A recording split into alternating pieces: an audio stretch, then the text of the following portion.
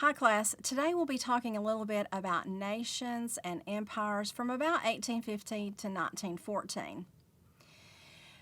During this time class, Europeans are really going to benefit from something called nation-state building and nationalism, and they're going to start this imperial expansionism in the world, and it's really going to change the map of what the world actually looks like. It's going to change borders, it's going to change nations.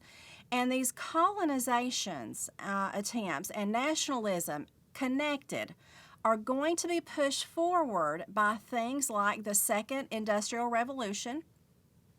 Technology class is really going to facilitate these connections like railroads. Railroads are going to become the main form of transportation. And governments are going to homogenize or nationalize these diverse populations that they're going to govern by using things like laws, education, military service, rather than the older formula or older method of territory building of history and culture. So not all people are going to identify with the nation state or the empire where they live. They're not going to identify with them. And as the concept of nation state building, it's not going to eliminate different ethnic and classes and gender equalities for sure. Just because you occupy a region and force subjects to speak a different language or attend your form of education, it's not always going to elicit loyalty, right? So one of the major consequences of nation building is that it will spark colonized peoples or racial and ethnic minorities to redefine the ideas and languages of what is a nation. And they're going to begin to assert some of the values of what we would call self-determination, okay? Subject peoples in Africa, Asia, and the Americas are going to resist, sometimes eloquently incorporating the national declarations of their colonial regimes to shame them for violating their own standards of freedom and self-determination. And I'll give you some examples of that later. So let's define imperialism. To understand this time frame, we really have to define the word European or American imperialism. What does it even mean? Well, of course, the main component of imperialization is going to be occupation. Occupation of other regions, other places in the world at their expense. So what are the motivations for this expansion? Well, as you can imagine, the first thing is going to be commodities. We are going to seek out things like diamonds and gold, rubber, cotton, tea, opium. We're also going to be looking for raw materials and new markets for manufactured Western goods to be sold in. Besides the commercial goals of imperialism, students, consider how important the civilizing mission is going to be for the 19th century Europeans and Americans. How imperialism is going to include roles for Christian missionaries.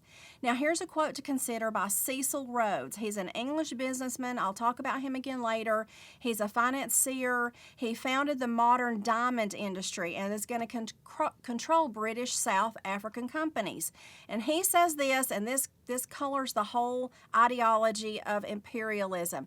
We are the finest race in the world, and the more of the world we inhabit, the better it is for the human race.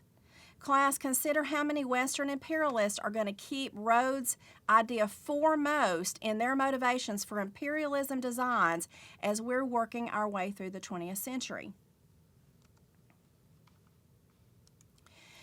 What will be our new justification for colonizing other regions? What is going to be the driver, the impetus behind the imperial designs of these strong nation states that we're talking about?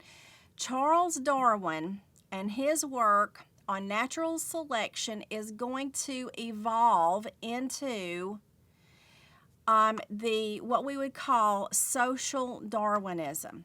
Now, this British scientist, his Origin of Species, laid out the principles of natural selection. You know, the social Darwinist misinterpreted the means somewhat What he said was it's not the strongest of the species that survive, nor the most intelligent, but it's the ones that are the most responsive to change. Yet social Darwinism is going to look at it a little bit differently, and they're going to say that the struggle for existence among species for limited food supplies, along with sexual selection, is going to result in the fittest surviving to reproduce, and the fittest and the strongest survive, and that's okay, right? So somewhere there's this misinterpretation between Charles Darwin, what he actually said, and what the social Darwinists actually viewed as their ideology. But social Darwinism stuck. And the application of this theory behind animals and birds and plants to humans will come to justify several things. Class, the suffering of underclasses is to be expected. So all this comes together in the idea that there's always been a lower class of people to do the work. Think about this quote. James Henry Hammond, a senator and a wealthy plantation owner in South Carolina in the United States, said this in the 1850s. In all societies, there must be a class to do the menial duties, to perform the drudgery of life.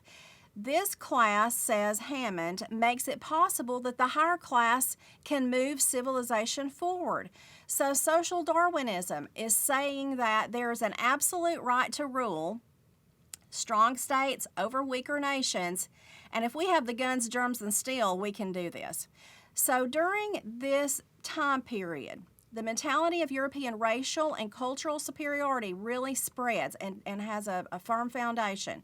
Europeans and Americans are increasingly convinced of their superiority in many ways. They began to write and believe things like Orientalism or non-Western peoples are exotic and sensuous and economically backward. And social Darwinists believe that it was up to white Europeans and Americans to create this modern culture, as darker people could not possibly catch up. So furthering this idea is going to be the invention of photographs, and it's going to spread these popular images that'll serve as imperial propaganda, if you will, at home and abroad. And there's always these imperial themes on packaging materials or in advertising that will influence generations. It was, class, the white man's burden to bear in order to civilize the world. And what does that even mean? What is the white man's burden? Rudyard Kipling wrote and rewrote a poem justifying American colonization attempts in the Philippine Islands that I will get to in just a moment. And these imperial nations began to see that the white man's burden was a noble enterprise of Western civilization to civilize the people of third world regions. We promoted this idea in advertising, magazines, newspapers, poems like Kipling's. And in October of 1899, here's an example. This advertisement appeared in McClure's magazine to persuade readers that purchasing Pear soap would lighten the white man's burden by teaching the virtues of cleanliness. And this advertisement shows Admiral George Dewey of the U.S. Navy washing his hands, and ships in the background, and the scene of a missionary in the bottom corner is handing soap to a native. We've got to get the native people clean like us. We really love our war heroes, so we're going to listen to Dewey, aren't we? Here's some more propaganda the United States, Great Britain are using. They're literally having to carry uncivilized people over the rocks of their ignorance, class.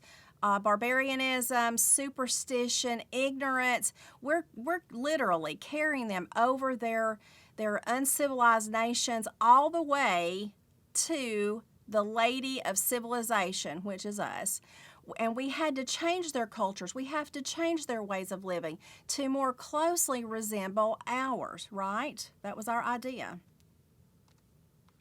And finally, here's a propaganda piece. Here's Teddy Roosevelt carrying the uneducated Filipinos to the schoolhouse of education. We need to educate these people in our ways. This is the only way we can civilize them. So that was the ideology, that was the emotions, that was the feelings behind justifying why we are occupying and colonizing other parts of the world.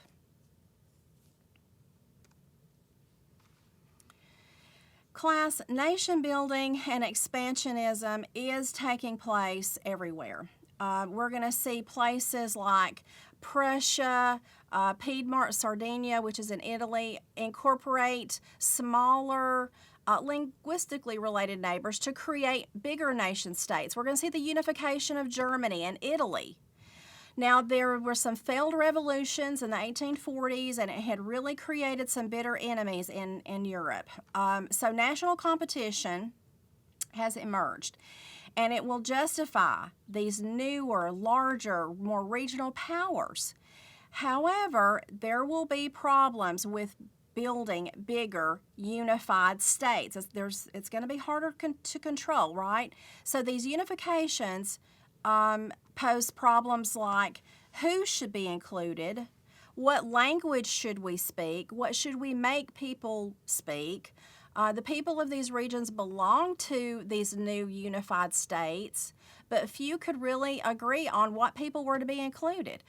For example, the German Otto von Bismarck and Piedmont's de Cavour, they successfully created unified Germany and Italy. They used diplomacy, but also military might. So a lot of people are very upset about this. These new states in Europe, class, we're going to see during this time will reject the idea of democracy. Now, the United States is all about democracy. I don't know that it necessarily has the same meaning, but that we would like for it to have, and I'll explain. But during this time, they're going to continue to rely on sort of a constitutional monarchy. Maybe they have a general assembly like Germany, but it's going to have very little power. And as these dominoes tumble along, small wars of unification pop up along the borders, and new nations are going to arise out of these border wars. And for example, France and Great Britain they're already unified, right? But they're going to face major challenges as these expansion ideas emerge. For example, the Franco-Prussian War. That's going to be between France and Germany in 1870s. And this really destabilizes France. And Germany actually takes the French provinces of Alsace and Lorraine regions. Boy, does that ever cause problems later, class. We're going to see that play out in World War I. These were not total wars again, but smaller wars on the borderline. But France was forced to sign a humiliating peace treaty with Germany. So the rise of anti-German nationalism, which we will, which we know really is going to cause a lot of problems later too. So we're setting the stage for some things that are going to come. Now, the United States and Canada, let's talk briefly about them. They're expanding too. The Canadians are expanding just like the Americans are. You can read further about the territorial expansions of Canada, but what about the United States? How did this territorial expansion strengthen Canada and American nationalism? So let's take a few minutes and look at the United States. After the Civil War, class, in the U.S., Americans are successfully carving out a strong nation state, same as Europeans. This territorial expansionism is going to be the means of unifying the country, as well as bringing more prosperity to white elites. Some newcomers are on the block. But listen, manifest destiny, that's our rally cry. Unfortunately, manifest destiny requires continued suppression of Native American Indians and conflicts with other nations. Like we're going to have conflicts with Great Britain, Mexico, Spain, Cuba, the Philippines. We're on the march. And the United States says, hey, we're a democracy. But we've promised the idea of freedom, but our idea of freedom is actually trampling on others by developing new areas that we can colonize for resources. So the United States, class, continues the systematic destruction of people like the Native Americans that are living here. The Dawes Act of 1887 destroys tribal cultural ways of living for the American Indian. We are also going to force assimilation of their children into American culture with disastrous results. So we look similar to some of these other European nation state builders, right? We're going to incorporate people into our borders that don't speak our language and that have other cultures, and it's going to be disastrous for the native people. But like these other European powers, the United States has formally entered the realm of imperial designs. We say we're isolationist, okay, but we're not. We're going to begin intervening in affairs of other countries. We're going to justify these efforts, remember, based on the idea that it is God's will for the United States to expand westward, expand south, and expand any other place where we can force our way in order to enrich our nation. We have the manifest destiny. We have developed the military might, and we're going to use any other means necessary to achieve our goals.